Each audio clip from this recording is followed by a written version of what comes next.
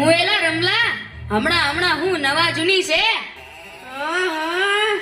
એ નવી આવતી નહીં અને જૂની જાતી નહીં. ઈ હાસુ હો તારું, એ બધાયને એમ જ હોય.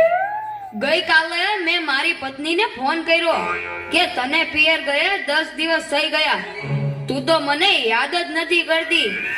મારી પત્ની કે હોતું હશે એવું કાંઈ, મને ચારે બાજુ તમે જ દેખાવ છો. તુવેરની દાળમાં, ચોખાના દાણામાં, ઘઉંના લોટમાં. સાલું મને તો આંચકો લાગ્યો. હું ધણી છું કે ધનેડું? એ હા ભાઈ હા, એ કાગડા બધે કાળા જ હોય.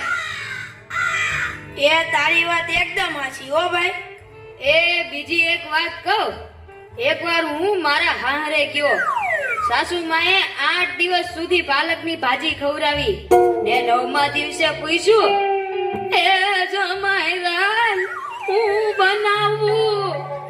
પછી તો મેં કહી દીધું, ખેતર બતાવી દો, એ હું જાતે ચરી લઈશ. ઓહો હો હો હો, ખરેખરી કરી તે તો. અરે હું હમણાં મારી પત્ની સાથે શાક માર્કેટમાં ગયો તે ઈ મને કહે 2 કિલો વટાણા લાવ. મેં કીધું લઈ લે, એમાં હું પૂછવાનું હોય? તો મને ઈ કે પૂછવું તો પડે ને, આ વટાણા ફોલવાના તો તમારે જ છે ને. લ્યો કરો વાત. અરે બાયોની ક્યાં માંડો છો? આજકાલની પડજાઓ પણ જુઓ ની. મારી ટિંડોળના હાથમાં મોબાઈલ આવ્યો એટલે બસ પતી ગયું, સમજી લે. આપણી સાથે વાત કરતા હોય અને કોકનો ફોન આવે એટલે હાલવા જ માંડે. એલા આપણે કાંઈ ખેતરના ઉભેલા સાડિયા છીએ? એને મન તો આપણે એવા જ હોય. એને તો મોબાઈલ આવ્યો એટલે કરલો દુનિયા મુઠ્ઠી મેં. ધીરુભાઈ અંબાણી જ જોઈ લ્યો. એમાં આ જીઓ આવ્યો ત્યારથી છોકરાઓ તો આપણો જીવ લઈ ગયા છે. અરે એનું નામ જીઓ નહીં પણ મરો એવું રાખવું જોઈતું તું. એ મોબાઈલ આવ્યો એટલે કેમેરો ગયો. એ મોબાઈલ આવ્યો એટલે ઘડિયાળ ગઈ. એ મોબાઈલ આવ્યો એટલે બેટરી ગઈ. મોબાઈલ આવ્યો એટલે ટપાલ ગઈ. મોબાઈલ આવ્યો એટલે કોમ્પ્યુટર ગયું. મોબાઈલ આવ્યો એટલે નિરાત ગઈ.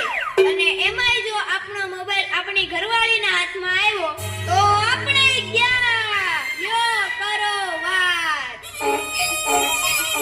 એલા આ જીઓ ઉપરથી યાદ આવ્યું, તમને ખબર છે હમણાં સુધી પછી પૈસા હાલતા હતા ઈ કોણે બંધ કરાવ્યા? ઈ ખબર છે તમને? કોઈને નથી ખબર ને? સરકારે બંધ કરાવ્યા, બીજું કોણ કરે? એ નહીં, ઈ પછી પૈસા એટલે પાવલી. ઈ પાવલી આ જીઓ વાળા મુકેશ અંબાણીએ બંધ કરાવી. એ કેવી રીતે?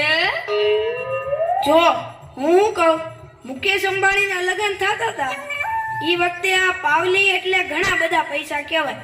તે ગોર મહારાજ ઘડીએ ને ઘડીએ કીધા કરે, પાણીની ચમચી ભરો ને મૂકો પાવલી.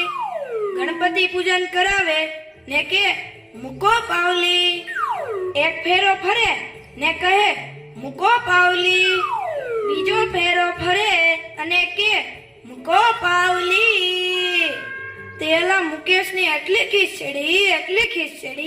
ખીચડી કે આખો દેશ મને મુકેશ અંબાણી કહે છે ને આ ગોર મહારાજ મૂકો પાવલી કરે છે.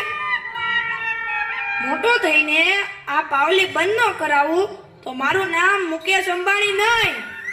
અને જુઓ એને બંધ કરાવી કે નહીં. અને ઈ મોબાઈલ ને કારણે છોકરા કઈ બગડ્યા છે. જાણે મોબાઈલ જ એનો બાપ ને એની માં નો હોય. અને આપણા છોકરાની તો વાત જ ના થાય હો. એ વરસા મોકલો હોય તો તાબીએ જઈને બેઠો હોય, અવેડાના ડાટા કાઢી નાખી એવા હોય. કાલે મેં ઓયલા પહેલાને કીધું કે તારો છોકરો પથ્થરના ઘા કરે છે, કોઈને વાગી જશે.